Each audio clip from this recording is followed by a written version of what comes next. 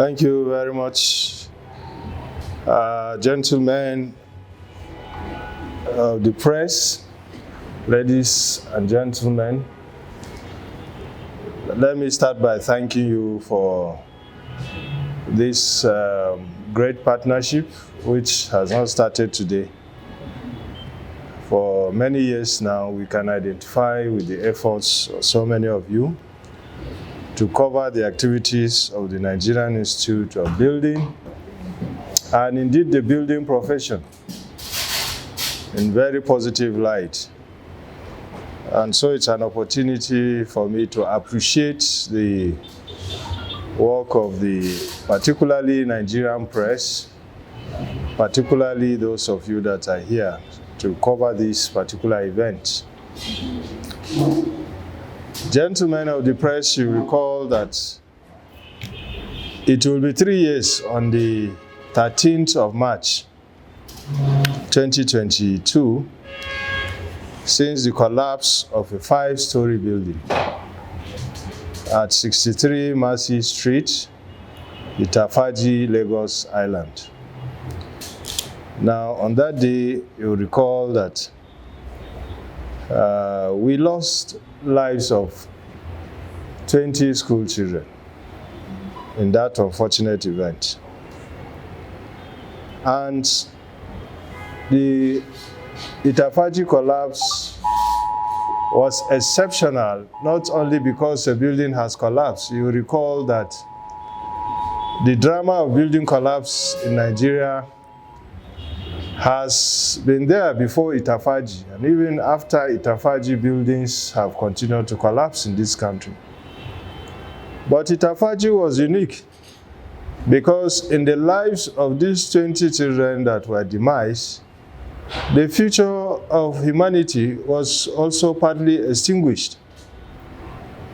Secondly, we look at it that the immediate cause, which looks like the reckless conversion of a residential development into a school building project, was one that was against the norms and practices of the use of buildings.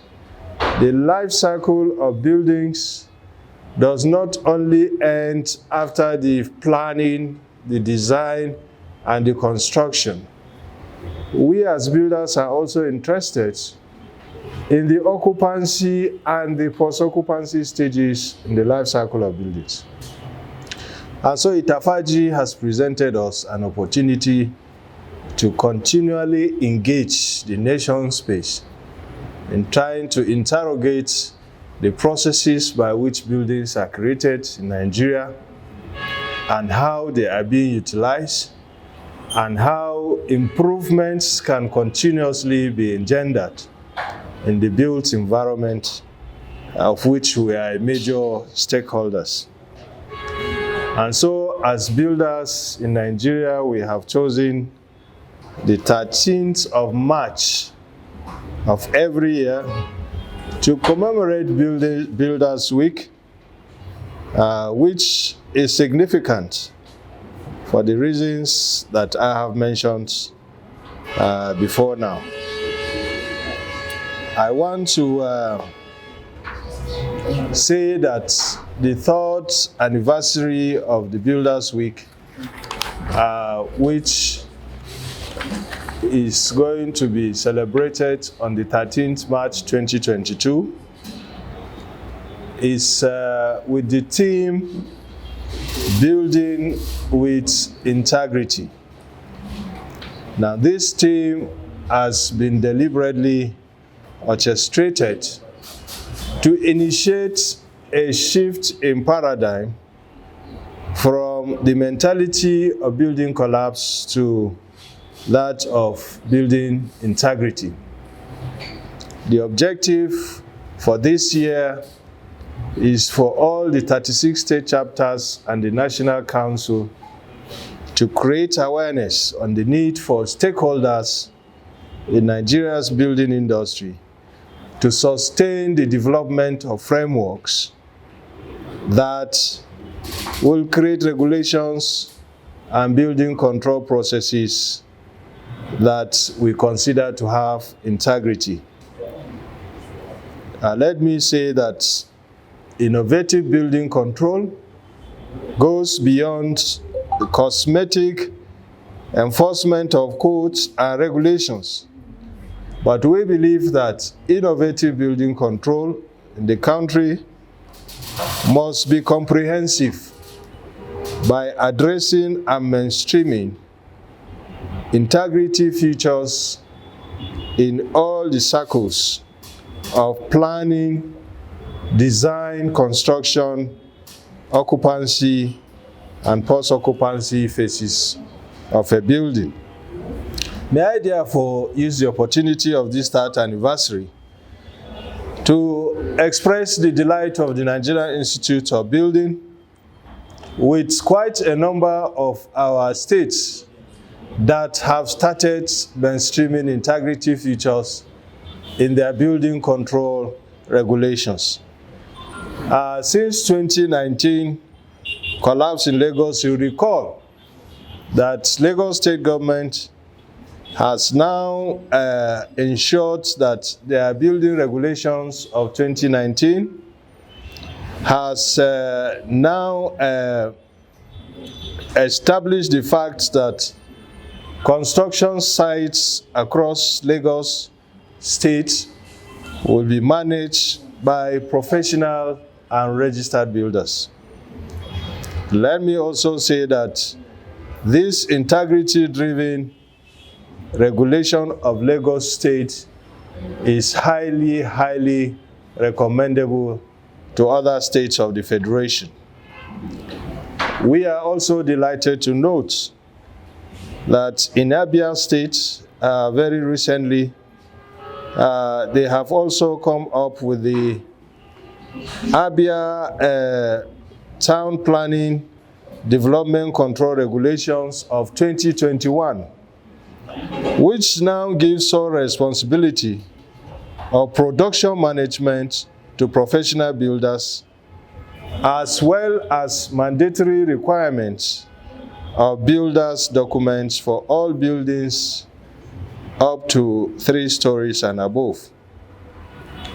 We have noted also with pleasure that in Ogun State, the 2020 law that was passed also has integrity features. We have seen that the integrity elements recognize the use of certified professionals and artisans, and also construction program, quality management plan, health and safety plan as contract documents to be prepared by registered builders in Nigeria.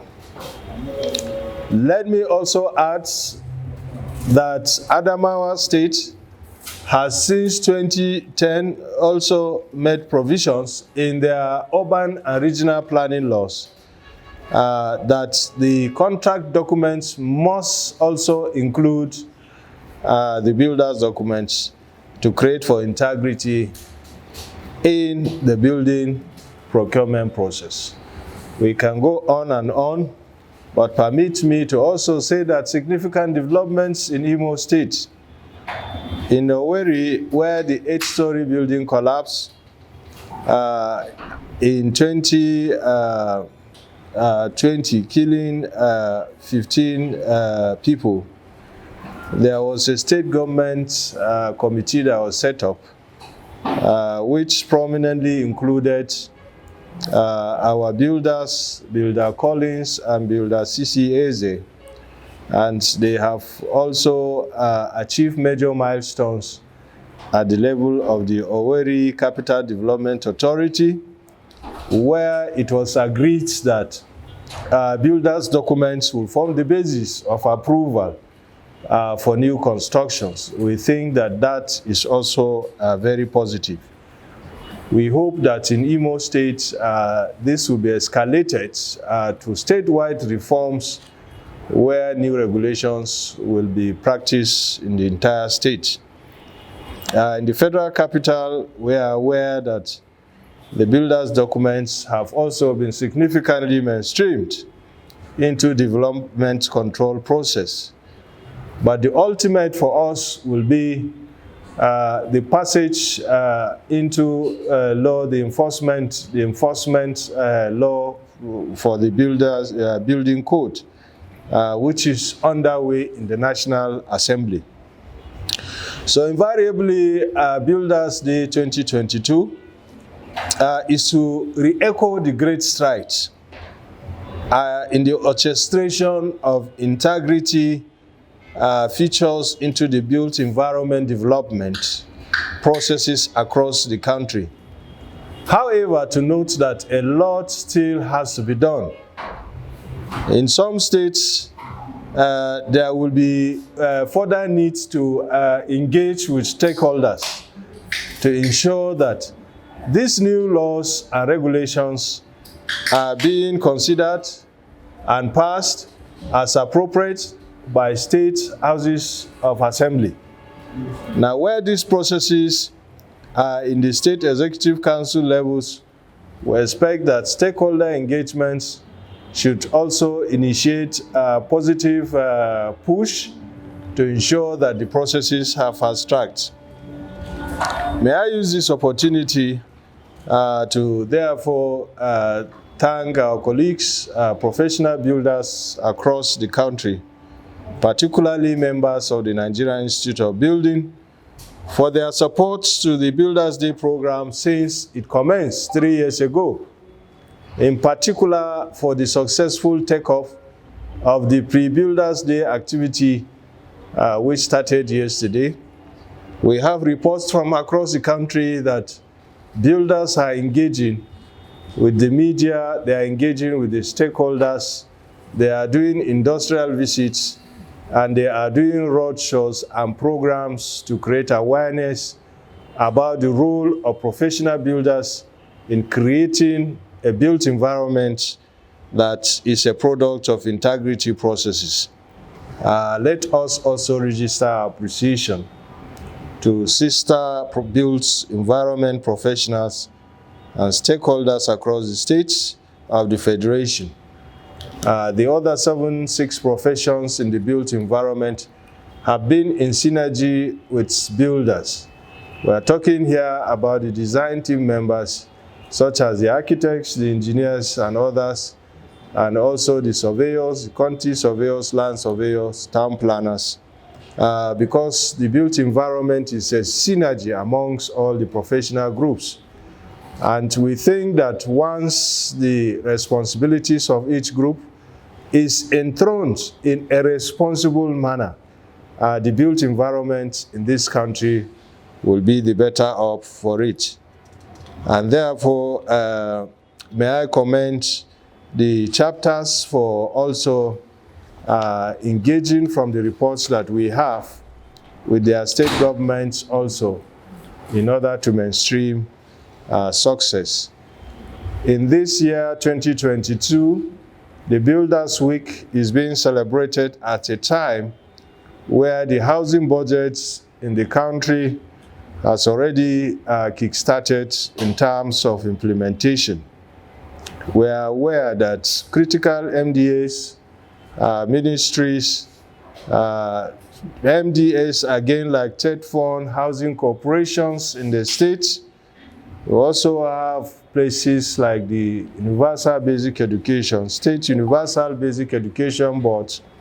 In fact, even our religious organizations are building very huge projects of mosques and churches, and all of these are platforms for engagement of professional builders. And we are calling on stakeholders, particularly our builders, to interface with all these processes to ensure that building sites are rescued from the activities of quacks. We want all the building sites in this country to be professionally managed to avoid the incidences of collapse like we have been seeing in the past. My appreciation will not be complete today without also acknowledging the renewed efforts of the National Assembly to pass the National Building Code Enforcement Law. We thank the National Assembly for collaborations with the Institute, particularly during the periods of code revision, which took place recently, and also in the hearings which have also started. We hope that the Ninth Assembly will finally bequeath the legacy, an integrity-driven building industry in Nigeria by eventually passing this enforcement law, which will work not only for Abuja, but we hope also to be domesticated in other states across the country. Long live Nigerian Institute of Building, long live Federal Republic of Nigeria. Gentlemen and ladies, thank you very much for your attention. May God bless you all. Thank you.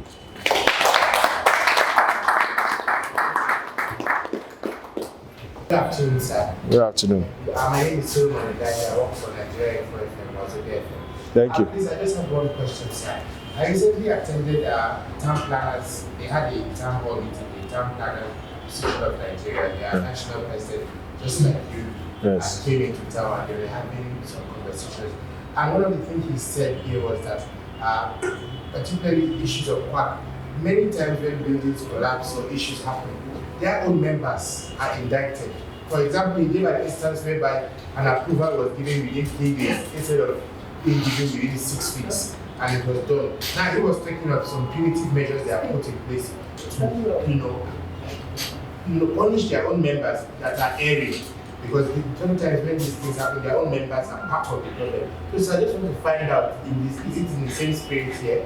Do you have any special disciplinary measures with your own members? Because in terms like this, when issues of buildings collapse and everything, there's always an insider that has contributed to the problem. That's just the question I want to find. It's important to use this opportunity to make us to understand the role of builders. After all the designs, the builders are the production managers, the hands-on people that convert designs into practical reality. There may be problems from the design team members in terms of particularly controls, where mischievous elements will alter, processes of approvals and so on. But I want to let you know that for us as builders, in spite of the fact that we have stiff regulations for dealing with our erring members, so far the investigations that we have conducted for all the buildings that have collapsed in this country, we have found difficulty in tracing it to any professional builder. But if we do at any point in time, we have measures that we can take, including even withdrawal of professional license to practice. But the problem is that most of the collapsed buildings were as a result of either the activities of quacks or the one that you mentioned. You remember the case of even the 21-story building in Lagos. That site was purportedly closed down for lack of compliance with approvals that have been given.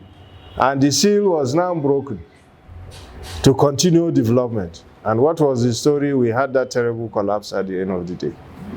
So I want to say that that comment is very, very instructive. But if at any point we get any erring builder, we have processes of discipline, particularly by the Council of Registered Builders, who is the professional regulator in the building industry. Thank you. The problem of this country is not policies, but enforcement. Yes. We talked about integrity buildings. We talked about how we brought out this wonderful package to ensure that buildings are built according to specifications. We know that development control, in most times, given different names to different states, are vested with the authority to ensure that our buildings are well built. Is there a way that your association can work with them? Because most times, people find their way around these development control people. Is there a way an association like yours can work with these agencies of government to ensure that people do what they should do on site from the beginning, so that we don't get to where we we have problems at all. It's an opportunity to clarify a certain misconception that the public has, that the industry has existed in compartments all along. That the current project management thinking is that the synergy within all the professions, so that at the design stage, the builder's input is also being sought. At the planning stage, the architect, the engineers, the quantity surveyors, and everybody is working as a team. It's not the issue of working with development control. We are part and parcel of building development programs. You can't develop any buildings without the final person who is to do the production of the building not being taken along. But more often than not, if the processes are compromised at the level of development control, as you call it, either faulty designs were approved or approved designs were altered, even if at the end of the day, you now come again to add to it, you get somebody who is not a professional builder to execute the project, you end up with a collapse. But for us as builders, we are part of the process. It's just that we think that stakeholders, clients, developers must recognize the fact that the work of building production should be taken up by professional builders.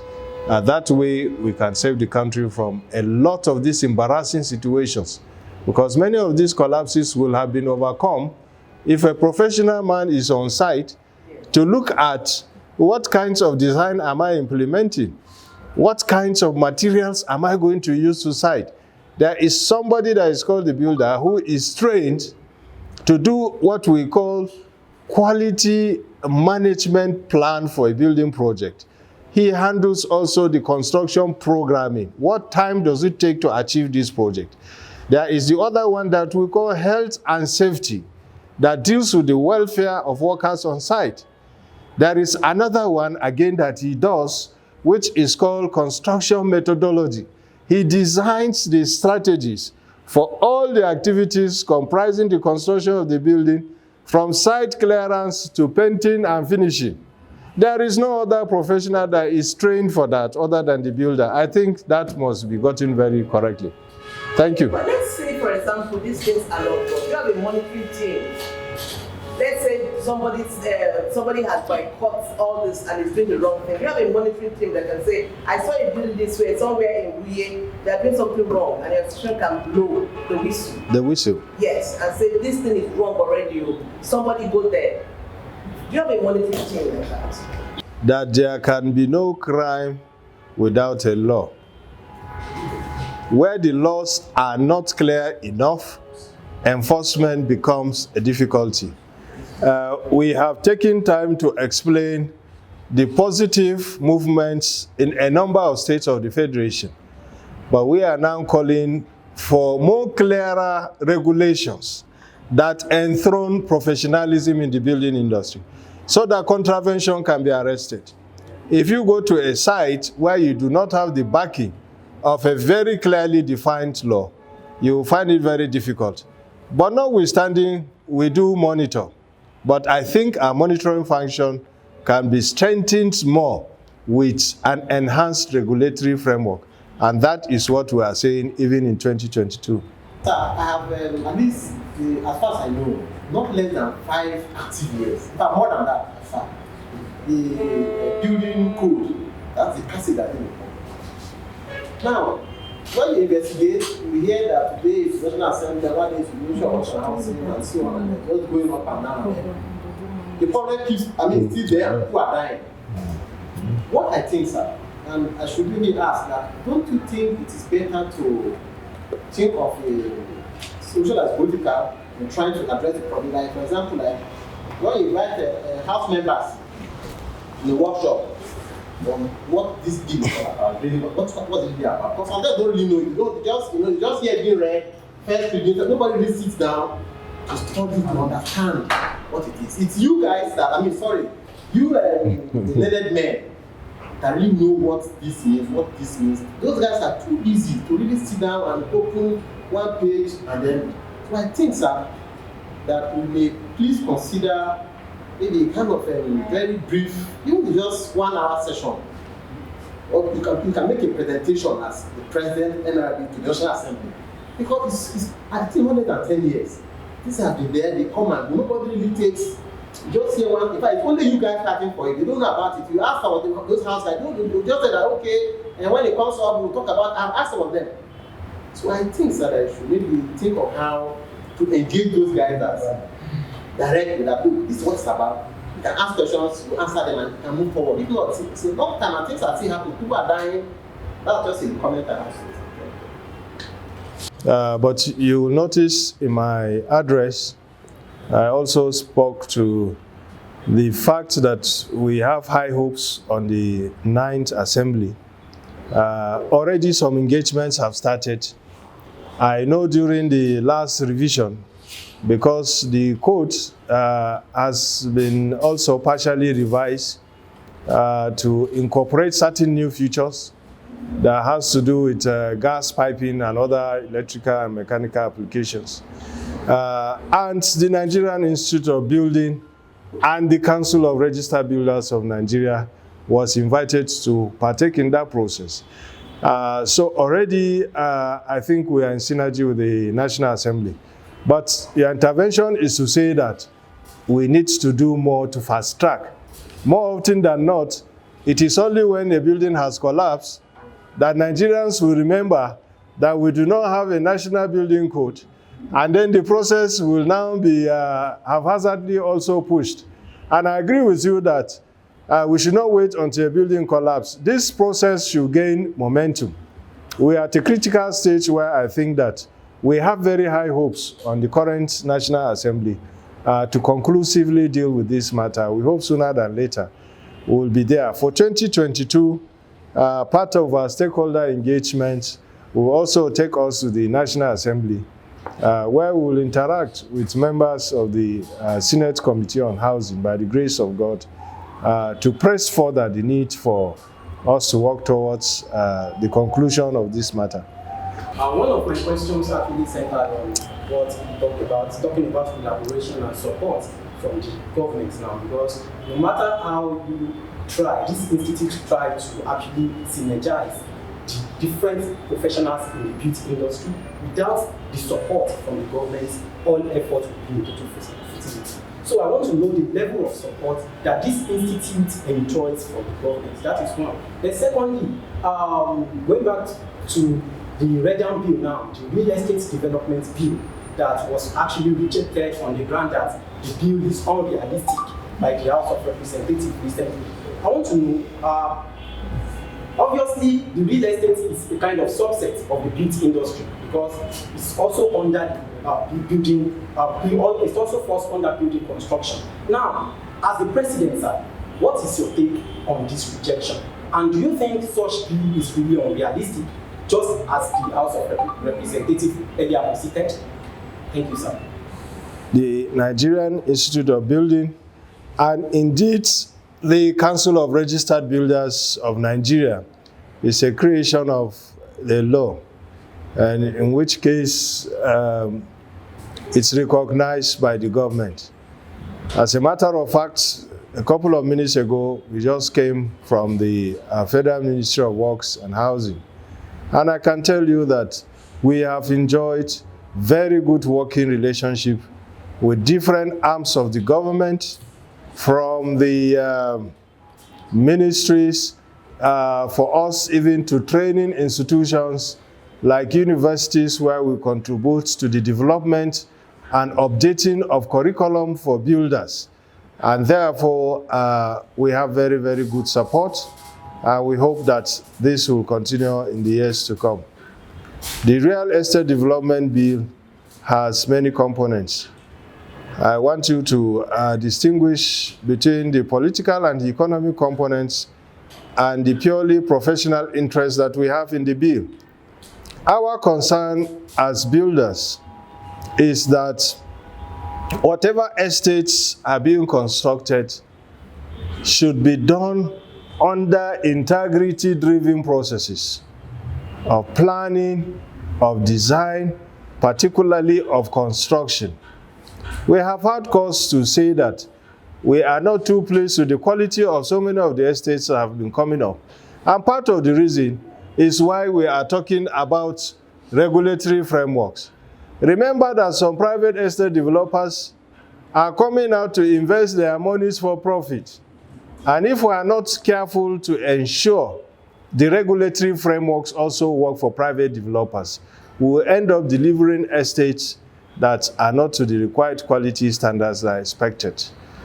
The other side of the bill, which has to do with financial crimes, looking at the sources of funding for estate development, the transparency of the sources of funding, I think that belongs to political and economic experts to discuss. But our interest in the bill, which we have not shied away from mentioning, is in the actual production. But as Nigerians, we also share in the concerns that the estate industry should not be used for money laundering activities. And if there are laws that can create for transparency in the funding of estates in Nigeria, I think we support it as Nigerians. But most importantly, we want to see also the bill speak to the issue of quality, integrity-driven process in the production of estates. That will be what will address the welfare issues of Nigerians. Thank you.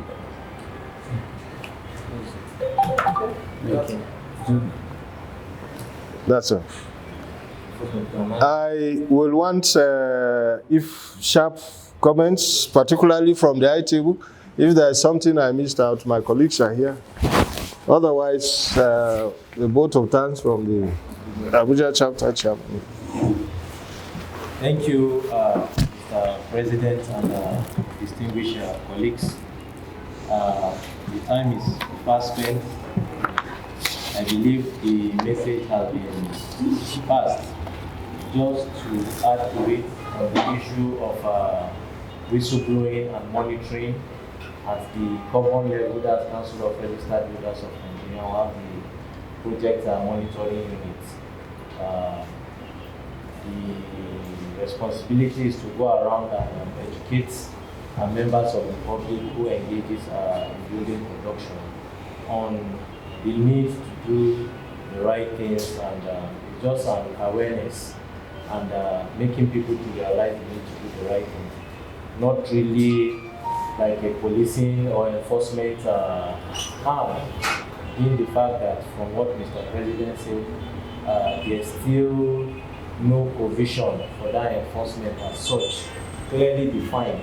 And so it's difficult to give a punitive measure to, if you find an offender, there is no sanction that you can give to such an offender instantly. But it's still a work in progress. I want to thank all of you, especially the members of the press, for making our time to be here today at the Niob Chapter Secretariat for the press conference, and especially also thank my president for choosing our secretariat as the venue for this press conference. It's highly appreciated. My members also who are here, we thank you for your presence, and God bless you. Thank you.